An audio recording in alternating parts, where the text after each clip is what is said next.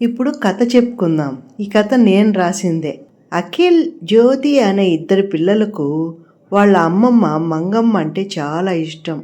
ఆమె ఊరి చివరన ఒక చిన్న ఇంట్లో ఉండేది. ఆమె ఇంటికి వెళ్ళినప్పుడు అక్కడ టీవీలు, ఫోన్లు ఉండవు, కానీ వారికి ప్రకృతితో ఆడుకోవడానికి బోలెడంత సమయం దొరికేది. ఒకరోజు వాళ్ళ అమ్మమ్మ ఇంటికి వెళ్ళినప్పుడు ఆమె వాళ్ళ కోసం మాయా పెసరపప్పు వడలు చేస్తానని చెప్పింది. ఆ పిల్లలు ఆశ్చర్యపోయారు. మంగమ్మ వడలు చేస్తుండగా పిల్లలు ఆమెకు సహాయం చేశారు. కలిసి ప్రేమగా, ఆనందంగా ఆ వడలు తయారు చేశారు. వడలు కాల్చాక మంగమ్మ అఖిల్, జ్యోతికి ఒక్కో వడ ఇచ్చి, ఈ వడలు తింటే కోరికలు నెరవేరుతాయని చెప్పింది. అఖిల్ ఒక వడ తిని సైకిల్ కోరుకోగానే వెంటనే ఒక సైకిల్ కనిపించింది.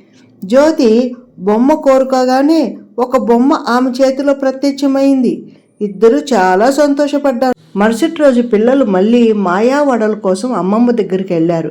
కానీ మంగమ్మ వారికి వడలు ఇవ్వకుండా, అవి మాయా వడలు కాదు, అవి మనం ప్రేమగా చేసినవే అని చెప్పింది.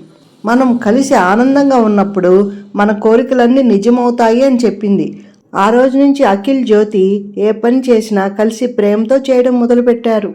అప్పుడు వారికి ప్రతి పని మాయలాగా అనిపించింది. మరి మీకు కూడా మాయ కావాలా? మీరు మాయా పెసరపప్పు వడలు చేసుకోండి.